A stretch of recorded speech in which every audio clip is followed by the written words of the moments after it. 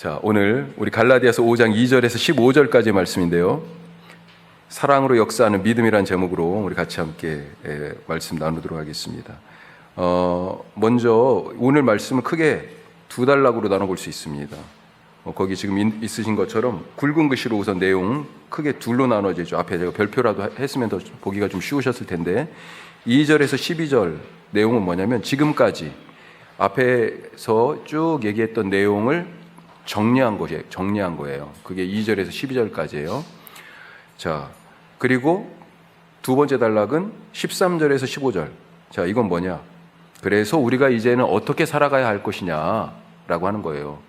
자, 무엇을 믿느냐에 따라서 어떻게 살 것이냐가 나오잖아요. 그렇죠? 구원을 무엇이 줘요? 율법이 준다고요. 어떤 사람들은 그렇게 가르쳤잖아요. 그러니 어떻게 살아야 됩니까? 율법을 따라서 살아야 되겠죠. 자, 그런데 구원이 어떻게 와요?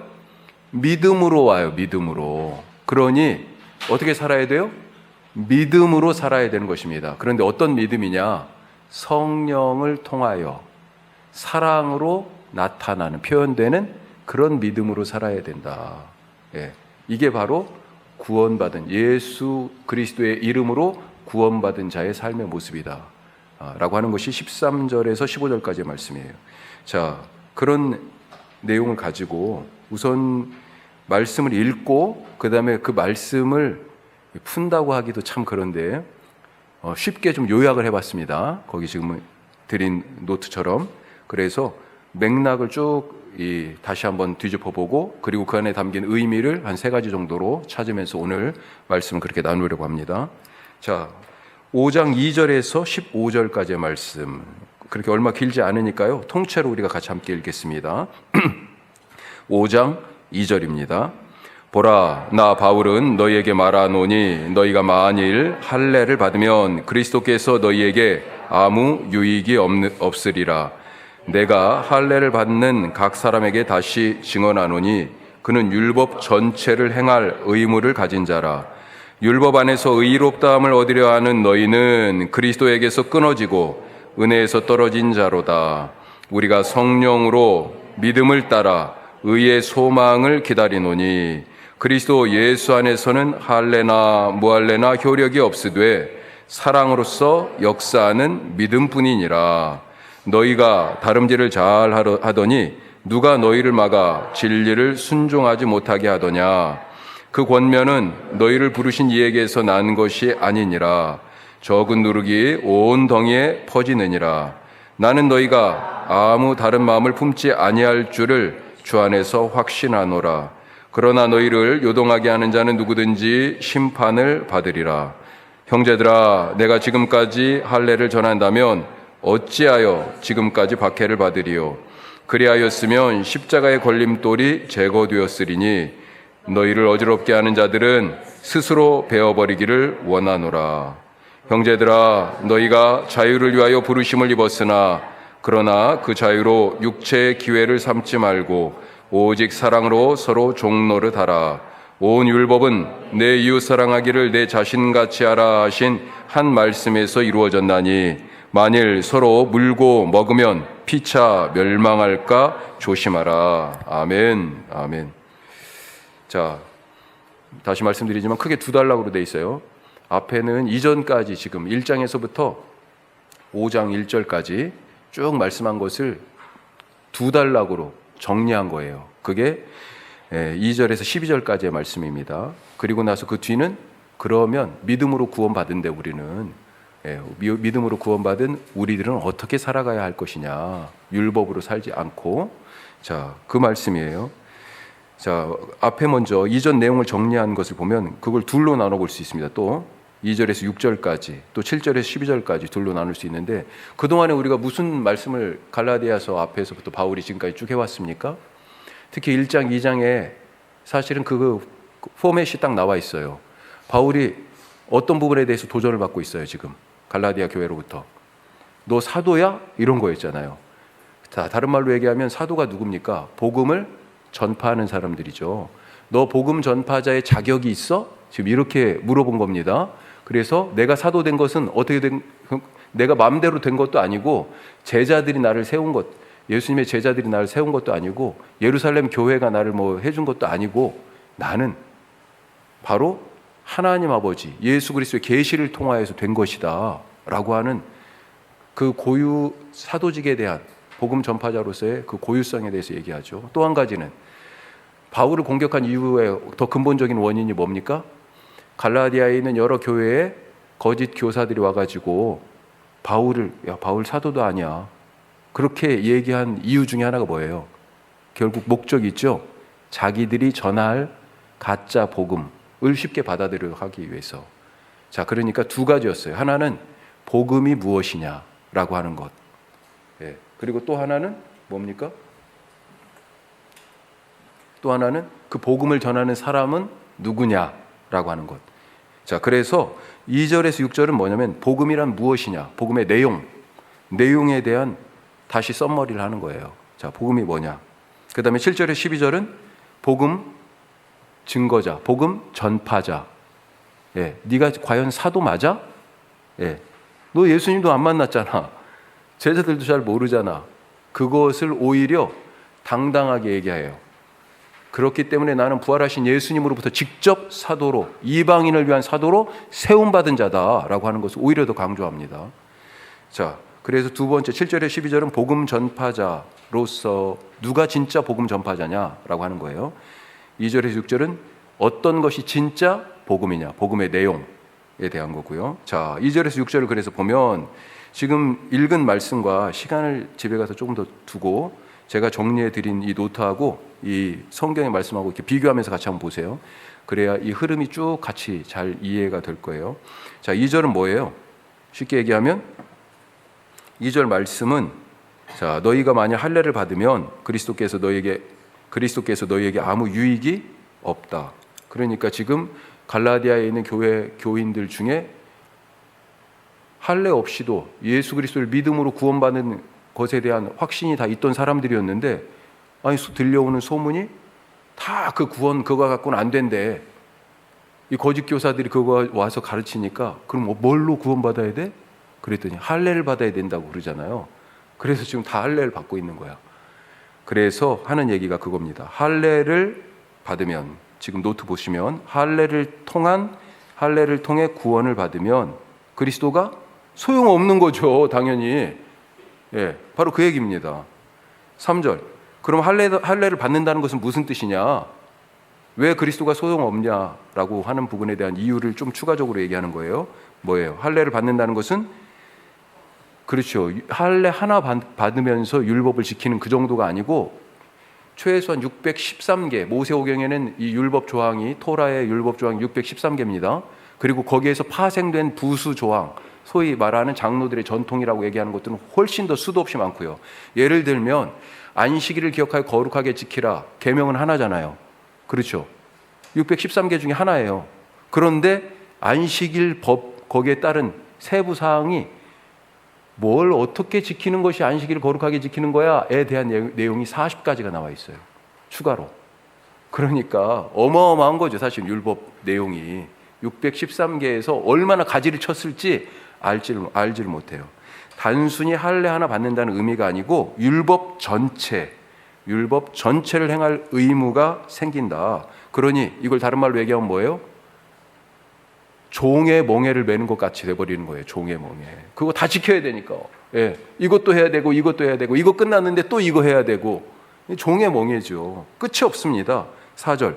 따라서 할례를 받으면 그리스도에게서 끊어지고 그리스도가 소용없잖아요. 구원의 은혜에서 떨어진다. 그렇게 표현되어 있어요.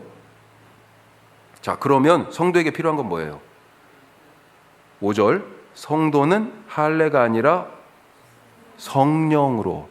사실 여기 뭐가 먼저 강조되어 있냐면 믿음으로예요. By faith. 믿음을 따라 성령을 통하여 뭘 기다려요? 의를 기다린다 이렇게 되어 있습니다.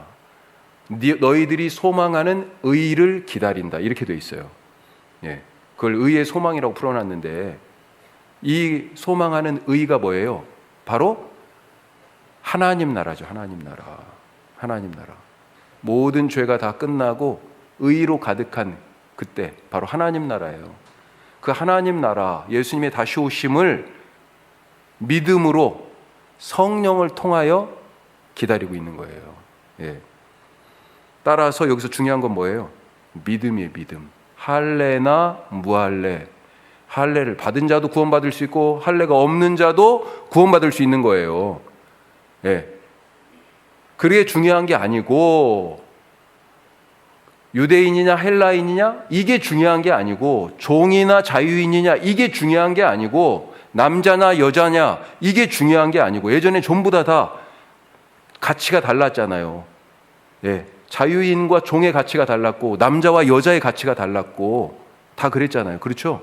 그런데 그게 다 상관없이 유대인 입장에서는 이방인이 지옥 불쏘시개 아니었어요. 근데 그게 상관없이 혈통이든지 그 여러 가지 사람을 구별할 수 있는 그런 것들이 심지어 할례나 무할례가 중요한 것이 아니라 정말 우리에게 중요한 건 뭐예요? 그래서 믿음이다. 믿음. 그런데 그 믿음의 내용이 뭐예요? 사랑으로 역사하는, 사랑으로 표현되는 믿음. 예. 자, 그 부분은 마지막 뒤에 가서 더 살펴보도록 하겠습니다. 자, 7절에 12절 말씀. 자, 지금 6절까지는 뭐예요? 복음이 무엇이냐에 대한 얘기를 다시 정리한 겁니다. 자, 7절에 12절은 그러면 진짜 복음을 전하는 참 사도는 누구냐? 바로 그 얘기입니다. 복음 전파자에 대한 얘기. 자, 7절.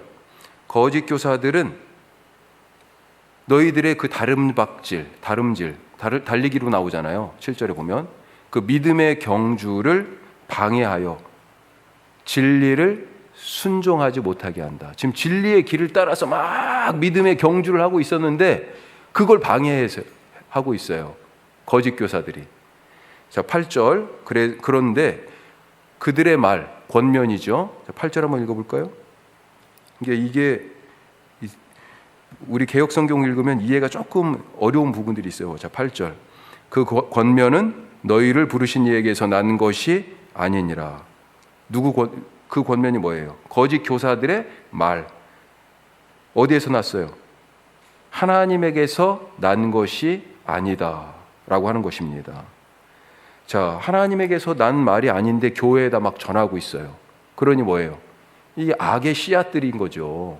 가라지를 막 좋은 밭에 뿌린 거나 지금 마찬가지예요. 이걸 지금 바울은 뭘로 표현했습니까? 누룩으로 표현했어요. 그래서 원래는 작은 씨앗들을 누룩을 갖다가 누룩이 원래는 조금밖에 안 됐는데 이걸로 갈라디아에 있는 이 교회 저 교회가 지금 난리가 난 겁니다. 예.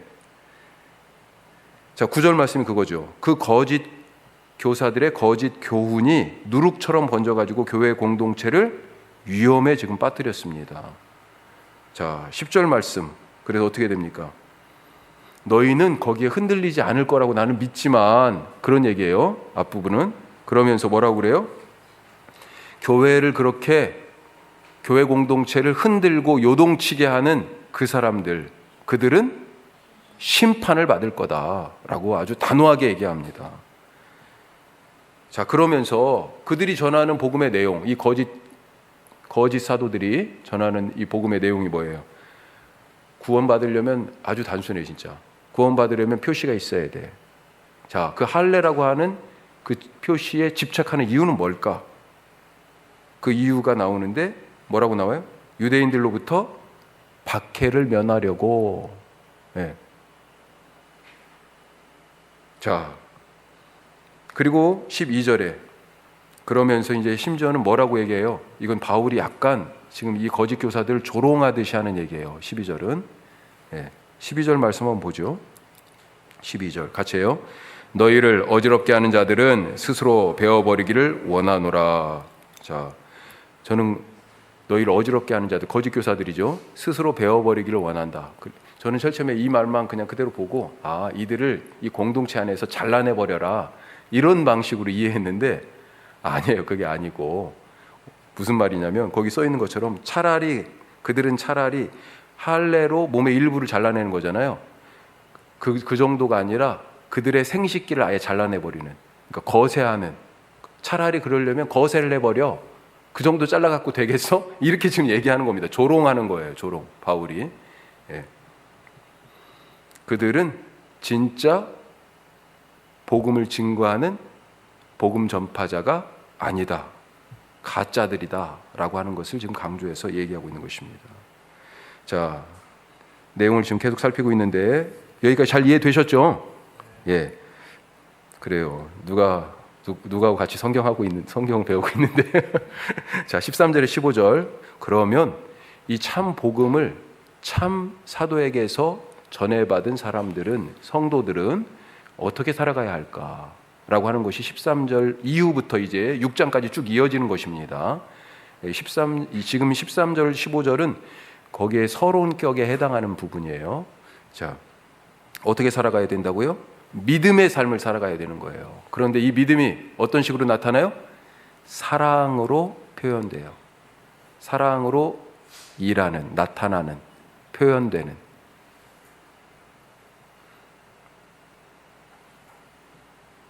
자, 13절 말씀은 그래서 하나님이 주신 자유. 자, 믿음으로 이제 죄로부터 자유하게 됐잖아요. 그렇죠? 하나님이 주신 자유로 어떻게 하라고요? 사랑으로 종로로 되라. 예. 사랑으로 종로로 되라. 그 앞에 뭐라고 돼 있어요? 육체의 기회로 삼지 말고 사랑으로 종로로 되라. 육체의 기회는 뭐 가로를 치셔도 상관없겠어. 하나님이 주신 그 자유로, 자유를 주셨는데 뭐 하라고요? 종이 되래요. 다시. 참 아이러니잖아요. 뒤에서 다시 한번 살펴보겠습니다. 자, 14절. 그러면 사랑의 종노릇을 어떻게 해야 되냐? 율법의 말씀을 지금 그대로 인용하고 있어요. 뭐예요? 레위기 19장 18절 말씀. 내 이웃 사랑하기를 내 자신같이 해라. 아, 이거 정말 대단한 말씀 아니에요? 우리가 사랑을 할 때 기초가 뭡니까? 이웃을 어떻게 사랑해야 돼요? 내 자신처럼. 그러니까 기초가 뭐예요? 남을 잘 사랑하려면 나를 사랑해야 돼, 나를. 이건 이기적 사랑을 하라는 얘기가 아닙니다. 자기 자신을 잘 사랑해야 남을 사랑할 수 있다는 거예요. 예. 자, 15절. 왜 그렇게 말씀하고 있어요? 서로 왜 사랑으로 종로를 하라고, 이것이 믿음으로 살아가는 의의 소망을 기다리는 성령으로 말미암은 구원받은 자유함을 얻은 하나님의 자녀로서, 하나님의 백성으로서 살아가는 사랑의 종노릇의 삶을 왜 살라고 얘기하는 거예요? 이때 당시 갈라디아 교회의 상황 때문에 그렇습니다. 왜요? 교회 안에서 지금 서로 싸우고 있어. 분쟁하고 있어. 그게 15절에 나타나잖아요. 갑자기 이 말이 나오는 게 아닙니다. 이어지는 얘기 쭉 15절 같이 해요. 만일 서로 물고 먹으면 피차 멸망할까 조심하라. 왜 이런 분쟁이 생겼어요? 원래는 하나였어요, 교회가. 바울이 가르쳐준 복음으로. 그런데 거짓 교사들이 와서 누룩과 같은 악한 것을 뿌려놨잖아요. 교회마다 촥 퍼졌잖아요, 그게. 그러면서 이제 서로 무엇이 누가 맞네 누가 틀리네를 가지고 이제 다투게 되는 겁니다. 서로 물고 먹게 되어 있어요. 그러니 서로 피차 멸망해. 이 상황을 이기고 교회를 하나로 다시 묶고 세우고 거룩한 공동체로 만들어가는 것은 어떻게 해요? 사랑으로 종노릇하는 것이다 라고 하는 것을 지금 강조해서 얘기합니다. 자, 내용은 여기까지 살펴봤고요. 자, 크게 우리 이 중에서 우리 한 3가지 정도만 더 깊이 한 걸음 더 들어가 보도록 하죠. 자, 첫 번째, 진짜를 붙들고 살자. 진짜. 우리가 세례 요한 한번 생각해 볼 수 있겠습니다. 세례 요한은 자기를 뭐라고 소개했어요? 어떤 정체성을 갖고 있었습니까? 나는 광야에서 외치는 자의 소리다. 또 주의 길을 예비하는 자다. 세례 요한을 구약의 말씀으로 성경은 그렇게 규정하고 있어요. 예수님이 요단강에 가셔가지고 세례 요한에게 세례를 받으시려고 했습니다. 그때 세례 요한이 뭐라고 그랬어요? 깜짝 놀랐습니다. 깜짝 놀랐어. 사실 세례 요한이 선배잖아요. 이 요단강 지역에 이 세례 사역, 예수님도 세례 베푸셨잖아요. 제자들에게도 가서 세례 주라고 하셨잖아요. 그러니까 이 세례 사역에 이거 가지고는 세례 요한이 먼저 선점한 사역이에요. 예. 그러니까 그래 내 밑으로 와야지 이럴 수 있는 거지. 그런데 예수님이 딱 오는 걸 보면서요 깜짝 놀랐습니다. 세례 받겠다고 그러니까 내가 당신에게 세례를 받아야 되는데 어째 당신이 내게 오십니까? 예수님이요 뭐라고 그러셨어요? 그렇게 해야 하나님의 의를 이루는 것이다. 그래가지고 예수님이 세례 요한에게 세례를 받으셨잖아요. 요한은 예수님에 대해서 이렇게 말했습니다. 나는 물로 세례를 주거니와 내 뒤에 오시는 바로 그분은 불과 성령과 불로 세례를 줄 것이다. 그러면서 나는 그분의 신발끈을 메고 풀고 할 그런 자격도 안 되는 사람이다. 심지어 이렇게 얘기합니다. 자, 요한복음에 보면 또 예수님에 대해서 이런 표현이 있어요. 나는 신랑의 들러리다. 이 결혼 혼인잔치의 들러리. 주인공은 따로 있다는 거예요. 나는 들러리래, 들러리. 요한은 자기를 그렇게 규정하고 있었습니다. 그러면서 그는 흥하여야 되겠고 나는 쇠하여야 하리라. 이런 얘기를 했습니다. 당시에 우리가 알다시피 세례 요한이 그 메마른 영적 시대에 영적 부흥을 일으킨 사람이에요. 예수님도 나중에 평가할 때 여자에게서 난 자 중에 세례 요한보다 더 큰 사람이 없다. 이렇게까지 말씀하셨습니다. 광야에서 외쳤어요. 세례 요한은. 그런데도 사람들이요 도시에 있던 이 유다 이스라엘 전역에 있던 사람들이 세례 요한에게 나왔습니다. 심지어 오는 사람들 보고 세례 요한이 뭐라고 그랬어요? 아이고 어서 잘 왔어 이렇게 얘기했어요? 아니요, 이 독사의 자식들아 그렇게 얘기했습니다. 너희에게 누가 너희를 보고 하나님의 진노를 피하라 하더냐? 도끼가 나무 뿌리에 놓여져 있다. 이런 얘기 했잖아요. 아니 오는 사람들이 그렇지 않아도 오라고 어떻게 보면 그래야 될 텐데 와서 빨리 회개하라고 세례를 받고 거듭나야 된다고 막 얘기해야 될 텐데 죄를 씻으라고 해야 될 텐데 오는 사람들한테 오지 마 막 이런 식으로 얘기한 거예요. 그런데도 불구하고 수많은 사람들이 몰려듣고요. 그리고 요한의 제자가 되어서 요한과 더불어 사역도 하고 그랬습니다. 예수님의 제자들 중에도 그 전에 예수님의 제자가 되기 전에 세례 요한의 제자로 이미 활동했던 사람들이 있어요. 요한복음에 보면 누가 나와요? 그런 사람 중에? 처음 듣는 얘기입니까? 안드레 같은 사람이 바로 그런 사람이에요. 안드레. 안드레가 먼저 예수님 만나고 그래서 베드로한테 와 보라. 우리 저기 지금 내가 메시아를 만난 것 같아. 그래가지고 막 데리고 가잖아요.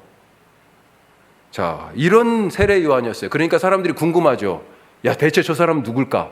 우리가 그토록 성경에서 기다리던 바로 이 시대의 새로운 변혁자, 그 메시아, 그분 아닐까? 그래서 당신이 메시아, 그리스도이십니까? 하고 사람들을 보내가지고 물어보잖아요. 분명하게 얘기합니다. 나는 아니라고. 내 뒤에 오실 분이 있다고. 나는 그분의 신발끈도 풀기 어렵다고. 나는 물로 세례 주지만 그는 성령과 불로 주신다고. 그분이 진짜라고 얘기하죠. 맞습니다. 세례 요한은 주인공이 아니에요. 주인공, 진짜는 예수님이에요. 똑같습니다. 자, 이 얘기를 장황하게 한 이유. 율법이 바로 이런 역할이에요. 세례 요한과 같은 역할인 거예요. 세례 요한이 예수님에게 필요했듯이 율법도 예수님을 위하여 필요하도록 그렇게 고안이 된 거예요. 하나님이 필요도 없는데 이스라엘 백성들에게 율법 말씀을 주셨습니까? 필요해서 주신 거예요. 예수님의 길을 준비하는 것이 세례 요한의 일이었다면 율법도 예수님의 십자가와 부활의 길을 준비하는 그것이 바로 율법의 일이다 하는 것입니다. 자, 만약 사람이 율법 아래에서 그 율법을 따라서 제대로 지키면서 살려고 애쓰게 되면 어떤 일이 일어나요? 어떤 일이 일어납니까? 야, 나는 이 율법을 결국 온전히 다 지킬 수 없어. 이렇게 깨닫게 되는 거예요. 그래서 하나님의 은혜와 자비와 긍휼하심 없으면 나는 아무것도 안 되는구나 라고 하나님 앞에 나오게 될 수밖에 없다는 것입니다. 율법을 통해서 어떻게 돼요? 하나님 앞에 하나님께 은혜를 구하도록 돼 있어요. 율법은 이런 점에서 우리가 연약한 죄인일 수밖에 없는 그 연약함을 깨닫게 해서 예수님의 십자가 앞으로 이끄는 안내자, 우리 앞에서는 뭐라고 그랬어요? 초등교사 혹은 가정교사, 뭐 그런 표현들 썼었잖아요. 안내자 같은 그런 역할을 율법이 하는 것입니다. 자, 만약 세례 요한이 예수님이 오셨는데도 자기 역할과 자기 자리를 내놓지 않고 거기에 딱 계속 매여 있었어. 야, 이 세례는 이거 내가 먼저 시작한 거야. 예수도 나한테 특허권 있으니까 하면 안 돼. 세례 주면 안 돼? 만약 이랬으면 어떻게 할 거예요? 지금 안드레가 원래는 세례 요한 제자였다고 그랬잖아요. 예수님한테 갔어요. 야, 이거 상도이가 없는데 예수님한테 이 요단강이 지금 이 여기에서 지금 늦게 시작해가지고 지금 내 제자들을 빼간 거야? 자기 자리와 자기 역할을 주장하면서 계속해서 그것에 매여 있었다면 어떻게 됐겠어요? 그것은 세례 요한이 예수님의 길을 예비하도록 세워진 그 본분을 잃은 거죠. 이걸 뭐라고 얘기해요? 그 자리와 역할을 까먹은 것을 악이라고 얘기합니다. 악. 그게 악이에요. 자, 율법도 마찬가지예요. 좋은 것입니다. 하나님이 그 백성을 위하여 좋은 것으로 주신 거예요. 그런데 예수님이 오신 이후에도 율법이 자기 역할과 자기 자리, 구원자 행세를 한다고 그러면 어떻게 돼요? 그것이 악이 되는 겁니다. 악이 되는 거예요. 예수님이 오신 이후에 세례 요한이 자기 자리에 매이지 않고 그 자리를 예수님께 양보한 것처럼 율법이 똑같이요. 사람들이 그 율법에 매여서는 안 되고 율법도 예수님께 그 자리를 지금 양보해야 되는 거예요. 그 율법에 매이면 어떻게 돼요? 율법에 이제 종이 되는 거죠. 진짜가 왔는데 그림자 붙들고 사는 것입니다. 진짜를 붙드시기 바랍니다. 두 번째, 할례가 아니라 뭘 행해야 될까요? 이건 어려울 것 같아요. 할례가 아니라 율법을 행하라. 율법. 이게 무슨 말이에요? 지금 율법을 행하면 안 된다고 막 자꾸 얘기하는 것 같은데 여기에서 바울이 얘기하는 것은 율법이 틀렸다, 율법은 잘못됐다, 율법을 행하지 말아라가 아니에요. 율법은 하나님의 백성이 살 길로 이미 구약에서부터 주신 귀한 말씀입니다. 그것을 지금 사람들이 오용하는 거예요. 예. 자, 거짓 선생들이, 거짓 사도들이 갈라디아 지방에 와서 여러 교회에서 성도들에게 할례를 받아야 된다. 그래야 구원받은 거야 라고 주장했죠. 왜 그런 주장을 했을까? 두 가지를 먼저 살펴보면 첫 번째, 뭐예요? 틀린 믿음 때문이다. 잘못 알고 있어서 그래요. 잘못 믿고 있어서 잘못 행동한 거예요. 믿음이 틀렸으니 행동이 틀린 거예요. 그동안 계속 말씀드렸지만 거짓 선생들은 그 출신 성분이 유대인이었을 거예요. 예수를 믿고 교회 공동체 일원이 됐지만, 그러니까 그 사람들을 그래서 뭐라고 규정하냐면 유대 그리스도인, 이렇게 얘기할 수 있습니다. 자, 이들은 예수님을 알기 전부터 뭘 알았어요? 율법을 알았습니다. 율법을. 따라서 이들에게 할례는 아브라함의 자손되는 표시요 하나님의 백성이라는 증거입니다. 예수님을 통해서 여호와 하나님을 믿게 된 이방인도 그래서 당신들 정말 하나님의 백성이야? 이렇게 묻는 거예요. 당신 하나님의 백성이라는 뜻은 다른 말로 하면 아브라함의 자손 된 거야? 이거예요. 아브라함의 자손이라면 무슨 표시가 있어야 돼요? 할례라는 표시가 있어야 돼요. 그게 바로 구원받은 증거다. 그래서 그 증거 어디 있냐고 지금 추궁하는 거예요. 그거 없으면 구원 없는 건데, 하나님의 백성 아닌데, 구원 안 받은 건데, 그렇게 가르쳤다라고 하는 것입니다. 자, 그런데 할례에 대해서 이렇게 믿고 가르치면서 그러면 다른 율법에 대해서는 어땠을까? 어땠을 것 같아요? 바울이 바로 이 점을 파고들고 지적하고 있습니다. 3절 말씀. 자, 3절 같이 한번 읽어보겠습니다. 3절. 내가 할례를 받는 각 사람에게 다시 증언하노니 그는 율법 전체를 행할 의무를 가진 자라. 이게 무슨 얘기예요? 할례를 받으라고 가르치는 사람들도 율법 전체를 안 지키고 있다는 얘기예요. 안 지키고.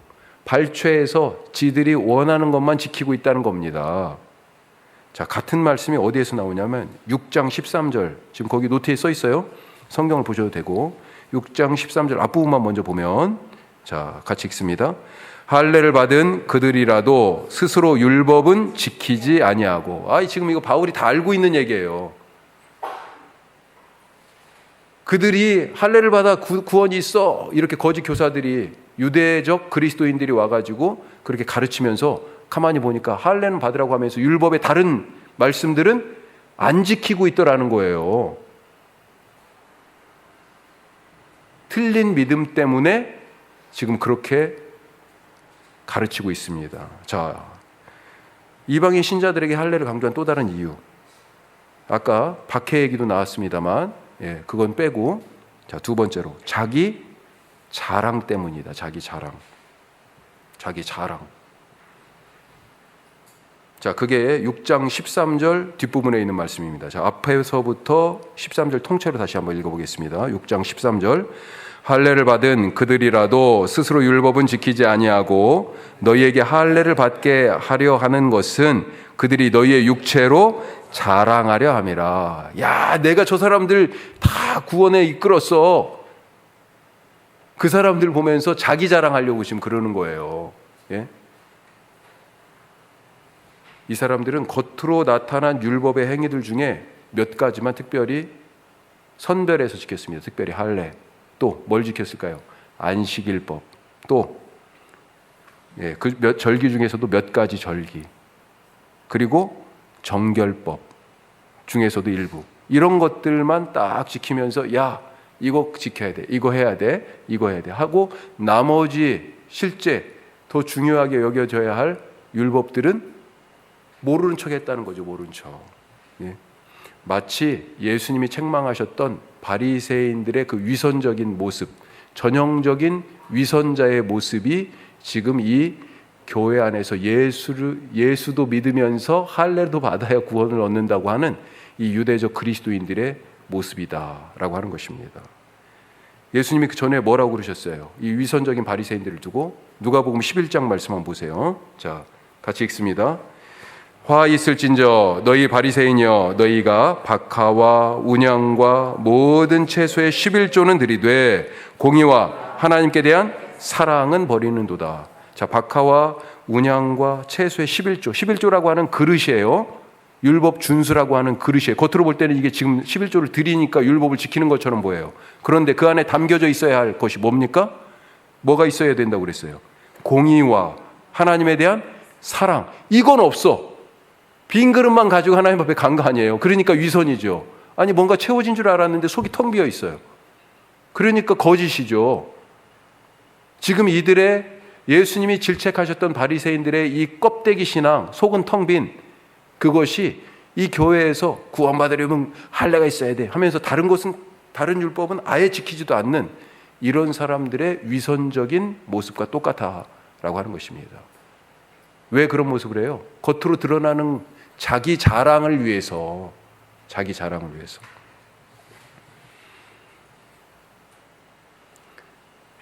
자, 바울의 주장은 율법 자체가 필요 없다는 말이 아닙니다. 할례에 반대해서 전부 다 무할례, 할례 받지 말아야 돼, 이걸 주장하는 것도 아니에요. 아까 말씀 봤잖아요. 할례도 무할례도 그게 중요한 게 아니고 결국 중요한 건 뭐라고요? 자, 6절 말씀 다시 한번 읽겠습니다. 6절 말씀, 6절입니다.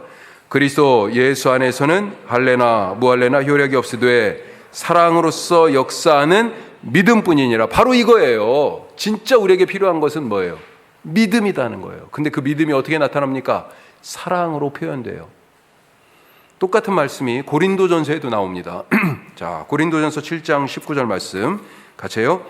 할례 받는 것도 아무것도 아니요, 할례 받지 아니하는 것도 아무것도 아니되 오직 하나님의 계명을 지킬 따름이다. 이 하나님의 계명이라고 나왔는데 이 하나님의 계명이 뭡니까? 사랑이잖아요. 새 계명이잖아요. 그렇죠? 새 계명을 너희에게 주노니 너희가 서로 사랑하라. 바로 이거예요, 이거. 그런데 이 사랑으로 결국은 뭐가 나타나요? 뭐가 표현돼요? 믿음이. 그가 믿음이 있는가 아닌가가 이 사랑이라는 것으로 표현된다라고 하는 거예요. 자, 13절부터는 이렇게 사랑으로 표현되는 믿음의 삶에 대한 말씀입니다. 3번, 그래서 사랑으로 표현되는 믿음으로 살아라. 자, 그런데 이 13절하고 1절하고 우리가 2절부터 오늘 읽었는데 1절하고 비슷합니다. 1절과 13절 같이 한번 번갈아서 읽어보죠. 1절입니다. 5장 1절. 그리스도께서 우리를 자유롭게 하려고 자유를 주셨으니 그러므로 굳건하게 서서 다시는 종의 멍에를 매지 말라. 자, 무슨 뜻이에요? 그리스도께서 우리에게 자유를 주셨으니 그러므로 종의 멍에를 매지 말라. 종 되지 말라 그거예요. 예수님이 해방하셨으니 우리를 자유롭게 했으니 너 자유인이야 이제 종 되지 마. 자, 그 얘기입니다. 5장 1절은. 근데 율법에 그 멍에를 자꾸 매려고 그랬잖아요. 그러니까 종 되지 말라고. 자, 그런데 13절은 똑같이 자유를 주신 얘기가 나와요. 같이 합니다. 13절. 형제들아 너희가 자유를 위하여 부르심을 입었으나, 자, 여기까지 똑같아요. 자유롭게 됐어요. 이제 같이 해요. 그러나 그 자유로 육체의 기회를 삼지 말고 오직 사랑으로 서로 종 노릇하라. 아멘. 어떻게 하라고요? 아까는 종이 되지 말라고 그랬는데 1절은 여기서는요 사랑으로 종 노릇하라. 종이 되라고, 사랑의 종이 되라고 하십니다.